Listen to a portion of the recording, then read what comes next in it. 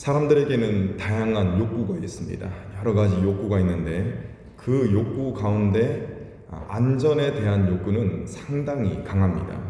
살아가는 데 필요한 음식이나 의복 그리고 주거지 이러한 것들이 해결이 되면은 당연히 안전에 대한 욕구를 가지게 마련입니다. 이러한 욕구는 우리도 가지고 있고 또 약 2000년 전에 살았던 우리의 믿음의 선배들, 그 선배들도 가지고 있었습니다. 그런데 예루살렘 교회의 대부분의 사람들이 기피했던, 그리고 지금 우리들이 기피하고 있는 그런 일이 2000년 전에 일어났습니다. 바로 안전이 깨어진 것입니다. 스데반이 순교를 당했습니다. 그리고 스데반이 순교를 당한 이후에 대대적인 핍박이 예루살렘 교회를 향했습니다. 그래서 이 예루살렘 성도들은 안전을 찾아서 뿔뿔이 흩어지게 되었습니다. 여러분, 이처럼 목숨을 부지하기 위해서 흩어진 것, 이것은 어떻게 보면 굉장히 연약한 모습입니다. 그런데 어쩔 수 없습니다. 왜냐하면 인간은 연약하기 때문에 그렇습니다. 그런데 하나님께서는 이러한 인간의 연약함을 들어서 위대하게 사용하셨습니다. 이 위대한 일은 무엇이냐면은 뿔뿔이 흩어졌던 그들을 통해서 주 예수 그리스도의 복음을 증거케 하신 일입니다. 본문에 등장하는 안디옥 교회가 바로 이처럼 박해를 피해 흩어졌다가 세웠던 그러한 교회인 것입니다. 흩어졌던 사람들 중에 많은 이가 헬라파 성도들이었습니다. 이 안디옥 교회는 최초의 이방인 교회였기 때문에 기념비적인 교회다, 이렇게 말할 수가 있는 것입니다. 여러분, 안디옥은 그 당시에 있어서 상당히 큰 도시였습니다. 우리 지금 가까이 있는 도시 가운데 평택시가 있죠. 평택시가 약 57만 명의 인구를 가지고 있습니다. 그런데 이 당시 안디옥이 50만이 넘었습니다. 그 당시는 굉장히 인구 밀도가 낮았거든요. 그런데 낮았음에도 불구하고 50만이 넘었다는 것은 굉장히 큰 도시였다라는 것을 우리에게 알려주고 있는 것입니다. 오늘 말씀 19절 그리고 20절을 보면은 흩어졌던 성도들이 이 대도시였던 안디옥에서 살아갔습니다. 그런데 그냥 살아간 것이 아니라 복음을 전했다는 것입니다. 유대인과 그리고 이방인들에게 복음을 전방위적으로 전했다라는 사실을 우리는 19절 그리고 20절을 통해서 알 수가 있습니다. 여러분, 이들은 먼저 흩어졌다라고 했죠. 여러분, 흩어짐이 무엇입니까? 흩어짐은 곧 헤어짐을 뜻합니다. 사랑하는 사람들, 정들었던 사람들, 그 사람들과 헤어진다는 것을 뜻하는 것입니다. 그렇기 때문에 이 흩어짐은 곧 고통이다, 이렇게 또 말할 수가 있는 것입니다. 그러나 여기에서 정말 중요한 부분이 있습니다. 그것은 성도들의 가슴, 물론 흩어지면 고통이 있겠죠. 고통스러운 것은 사실입니다. 그런데 그들의 가슴 속에 예수 그리스도의 복음이라는 뜨거운 불꽃이 있었다는 것입니다. 이것이 굉장히 중요합니다. 그들은 비록 순교에 이은 박해라는 커다란 아픔이 있었지만, 또 헤어짐이라는 아픔이 있었지만, 이 복음의 불꽃으로 말미암아 이 커다란 고통을 딛고 일어설 수가 있었고 또 앞으로 나아갈 수가 있었던 것입니다. 여러분, 이들에게는 예수님을 믿음으로 인한 고통이 있었습니다. 이 시간 우리의 모습을 한번 보기를 원합니다. 여러분에게는 예수님을 믿음으로 인해서, 예수님을 제대로 믿음으로 인해서 따라오는 아픔, 고통 혹은 불편함이 있으십니까? 내가 잘못해서 아픔을 당하는 인과응고식의 고통 말고 주님을 따름으로 인해서 당하는 그러한 고통 말입니다. 만약 여러분들에게 그러한 고통이 있다면 하나님께서는 여러분들의 그 고통, 그 아픔을 씨앗으로 삼으실 것입니다. 그리고 주님께서는 그 씨앗에 싹이 트게 하시며 또 줄기가 올라오게 하시고 열매가 맺게 하실 것입니다. 그래서 여러분들은 그 열매로 말미암아 하나님께 영광을 돌리게 될 것입니다. 여러분, 믿음으로 인한 불편함 혹은 아픔을, 물론 이런 고통이나 아픔이 있으면 서글프죠. 그런데 이러한 아픔을 서글프게 생각하지 마시고 오히려 하나님께 영광 돌리기 위한 밑거름이다라는 사실, 그 사실을 굳게 믿으시기 바랍니다. 여러분, 고통과 아픔을 통해서도 놀라운 일을 행하시는 하나님, 그 하나님께서는 예루살렘 성도들의 고통, 그것을 씨앗으로 삼으셔가지고 이방인 선교의 문을 여셨습니다. 여러분, 그래서 어떠한 일이 생겼습니까? 하나님께서 이 문을 여셔가지고 어떠한 일이 생겼냐? 함께하는 일이 생긴 것입니다. 모임이 생겼다는 것입니다. 여러분, 이것은 그리스도 안에서 동행하는 사람들, 함께 걸어가는 사람들, 그 사람들이 생겨났다라는 것을 뜻합니다. 오늘 말씀은 이처럼 믿는 자의 함께함, 믿는 자의 동행, 이것이 어떠한 동행인지를 우리에게 알려주고 있습니다. 자, 첫 번째, 믿는 자의 함께함은 주님의 손이 함께하는 동행인 것입니다. 여러분, 21절 말씀에 어떤 기록이 있습니까? 주의 손이 그들과 함께 하시더니 라고 했습니다. 여러분, 주의 손이 함께함으로 인해서 어떤 일이 일어났다고 했습니까? 수많은 사람들이 예수님을 믿고 주님께로 돌아왔다라고 했습니다. 별다른 연결점이 없던 그들이 주님의 손으로 말미암아 연결되는, 서로가 서로 연결되는 이러한 함께함이 생겨났던 것입니다.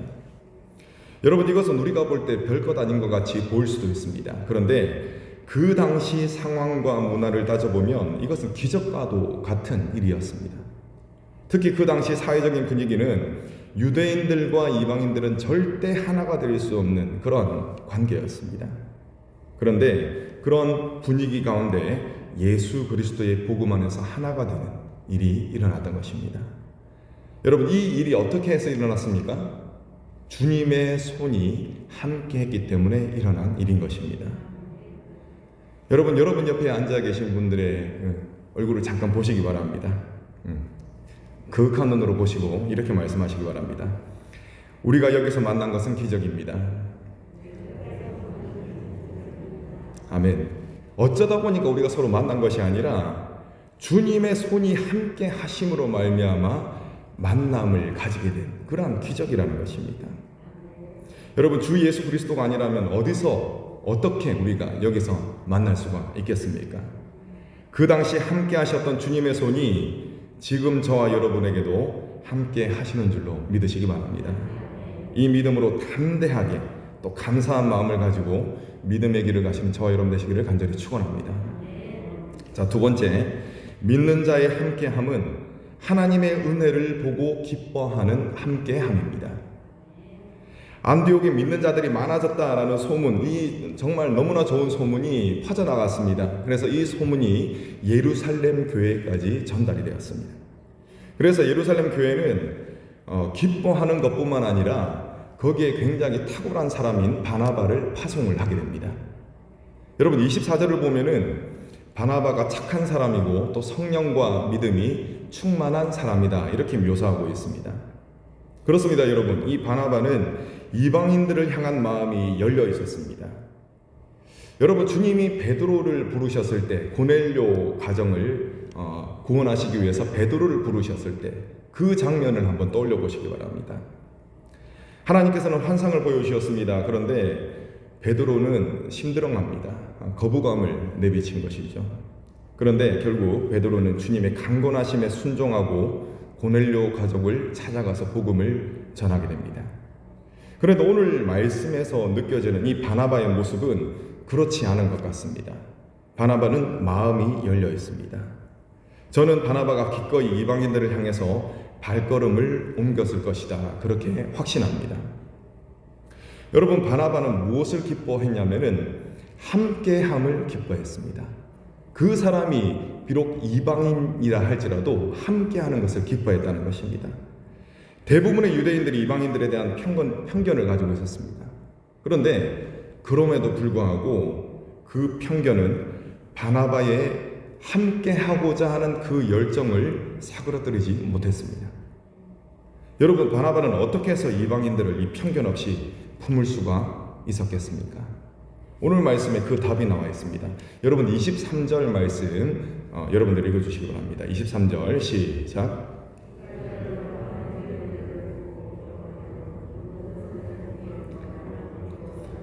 머물러 있으라 권하니. 아멘. 여러분, 바나바가 이방인들을 편견 없이 품을 수 있었던 것은 바로 하나님의 은혜를 보고 기뻐했기 때문에 그렇습니다.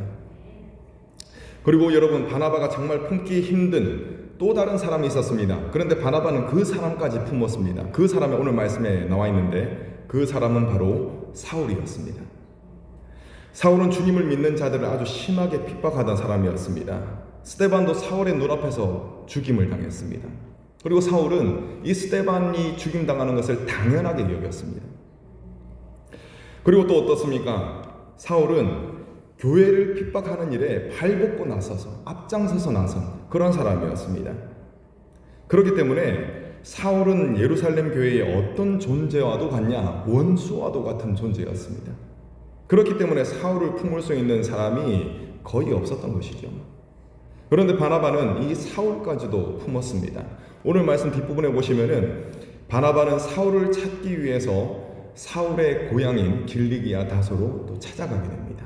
그리고 그를 안디옥으로 데리고 오게 되는 것입니다. 한마디로 품었다는 것입니다. 여러분, 정말 이것은 불가능해 보였던 함께함이었습니다. 그런데 하나님께서는 이 바나바를 통해서 함께함을 이루어 가셨습니다.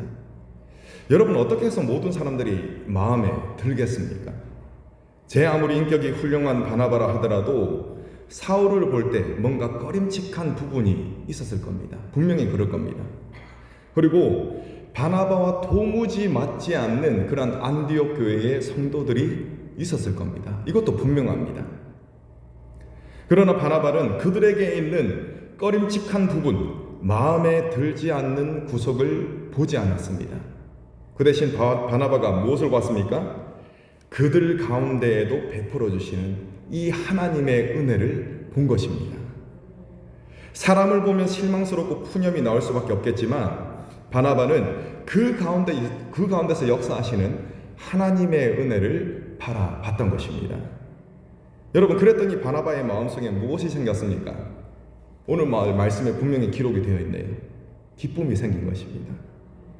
바나바는 이 기쁨으로 인해서 사랑의 권면을 사람들에게 할 수 있었습니다. 마음에 들지 않는 사람이 있다 할지라도 그 사람에게 사랑의 권면을 할 수가 있었던 것입니다. 무엇을 봤기 때문에 그렇습니까? 그 사람 가운데서 역사하시는 하나님, 베풀어 주시는 하나님의 은혜를 봤기 때문에 그렇습니다.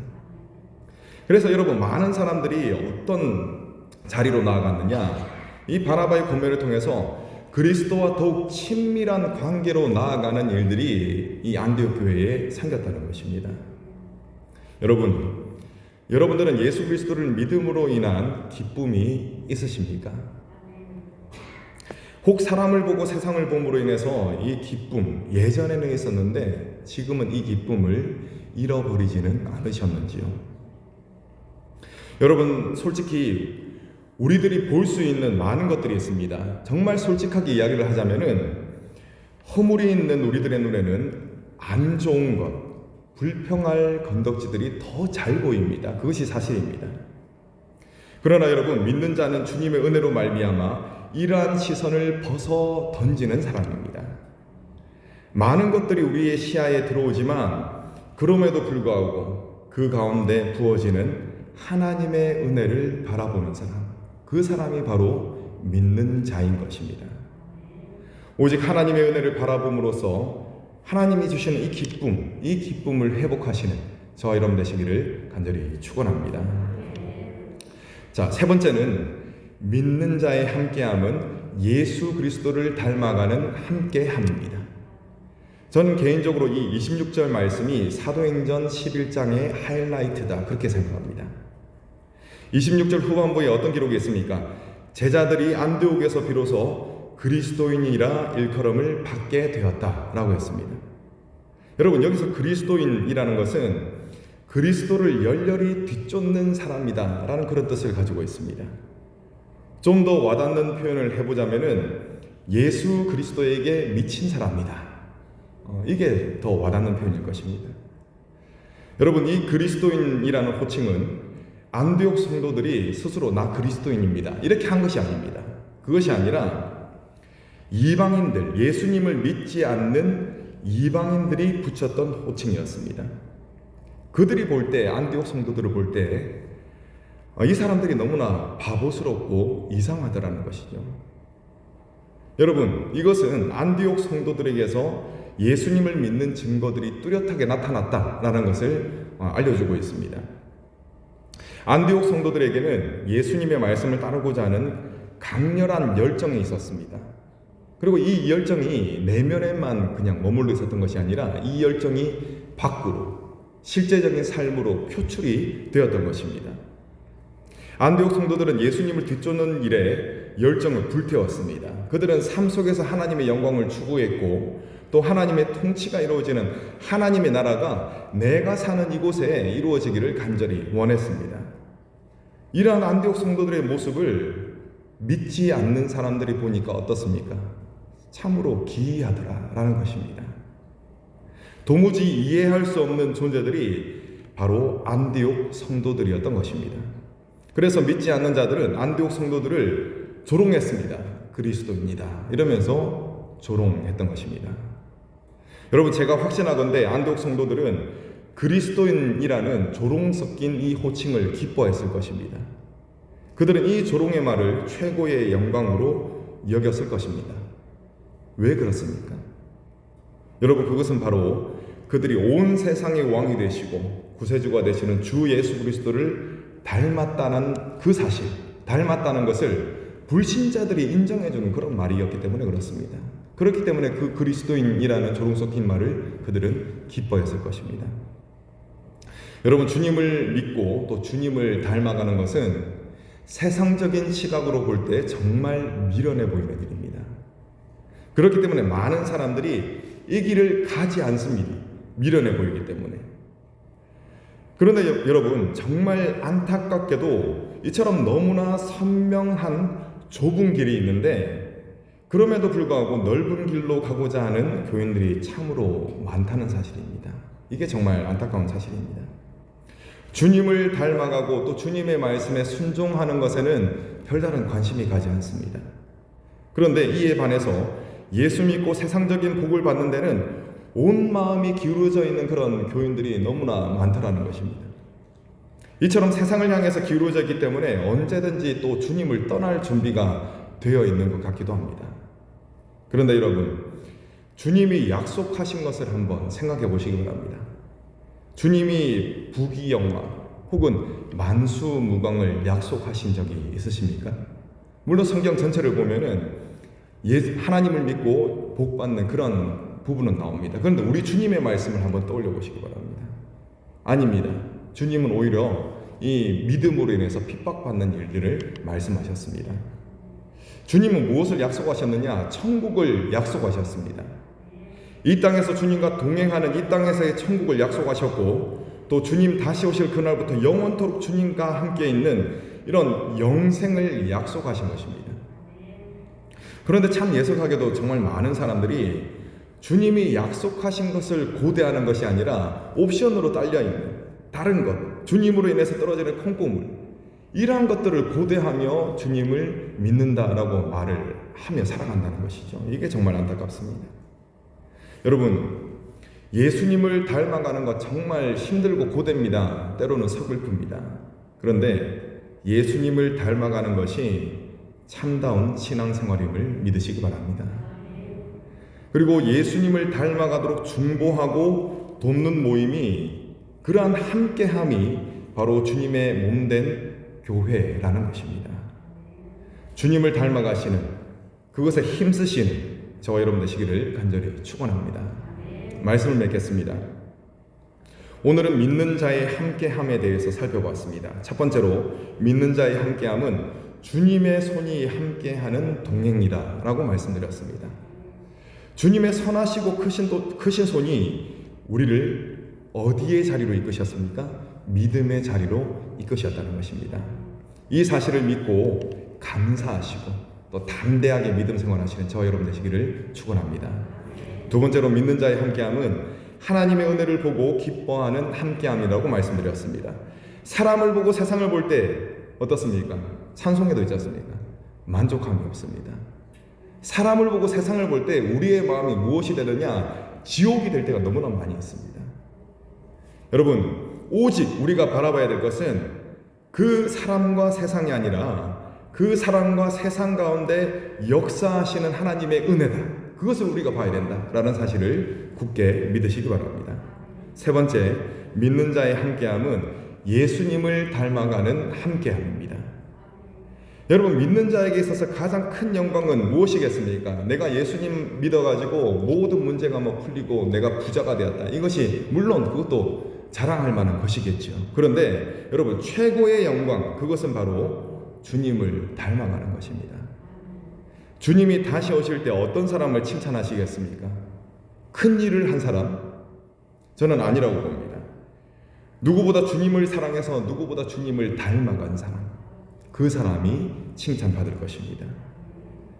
여러분, 주님은 믿는 자의 신랑이 되십니다. 그러하기에 믿는 자는 누구보다 주님을 사랑해야 된다는 것입니다.